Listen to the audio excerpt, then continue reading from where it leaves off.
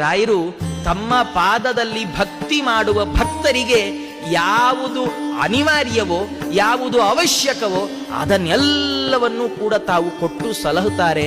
ಜೊತೆಗೆ ಅವರು ಒಂದು ಕಣ್ಣೋಟ ಬಿದ್ರೆ ಸಾಕಂತ್ರಿ, ನಮ್ಗೆ ಹೆಚ್ಚೇನು ಬೇಡ. ರಾಯರ ಮುಂದೆ ನಿಂತು ನಾವೇನ್ ಕೇಳ್ಕೊಳ್ಬೇಕು? ಅಪ್ಪಣ್ಣಾಚಾರ್ಯ ನಮ್ಗೆ ಹೇಳ್ಕೊಡ್ತಾರೆ.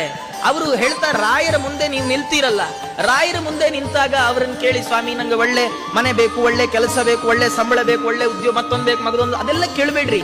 ಸ್ವಾಮಿ ನಿಮ್ಮ ನೋಟ ನನಗೆ ಬೇಕು, ನಿಮ್ಮ ಕಣ್ಣೋಟ ನನ್ನ ಮೇಲೆ ಬೀಳ್ಬೇಕಷ್ಟೇ ಸಾಕು. ಯಾಕಂದ್ರೆ ಇದು ಯಾವಾಗ್ಲೂ ಸಿಗೋಲ್ಲ.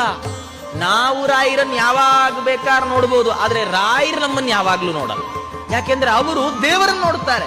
ಅಂತರ್ಮುಖಿಗಳಾಗಿ ಕಣ್ಣು ಮುಚ್ಚಿ ಒಳ ಮನಸ್ಸಿನಿಂದ ಭಗವಂತನನ್ನು ನೋಡ್ತಾ ಇರ್ತಾರೆ ರಾಯರು. ರಾಯರ ದೃಷ್ಟಿ ನಮ್ಮ ಮೇಲೆ ಯಾವಾಗ್ಲೂ ಬೀಳೋಲ್ಲ. ಆದರೆ ಒಮ್ಮೆ ಬಿದ್ರೆ ಏನಾಗತ್ತೆ ಗೊತ್ತಾ? ಒಮ್ಮೆ ಬಿದ್ರು ಅಘಾದ್ರಿಗಳು, ನಾವು ಮಾಡಿಟ್ಟ ಬೆಟ್ಟದಷ್ಟು ದೊಡ್ಡ ಪಾಪಗಳೇನಿದ್ದಾವೆ ಅದೆಲ್ಲ ಸುಟ್ಟು ಭಸ್ಮ ಆಗುತ್ತೆ.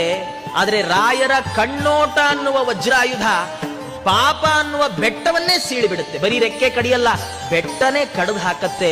ಅಂತಹ ರಾಯರು ಕ್ಷಮಾ ಸುರೇಂದ್ರ. ಕ್ಷಮಾ ಅನ್ನುವ ವಿಷಯಕ್ಕೆ ಬಂದ್ರೆ, ವಾತ್ಸಲ್ಯ ಕಾರುಣ್ಯ ಅನ್ನುವ ವಿಷಯಕ್ಕೆ ಬಂದ್ರೆ ಎಲ್ಲರಿಗಿಂತ ದೊಡ್ಡವರು ರಾಯರು. ರಾಯರ ಕರುಣೆ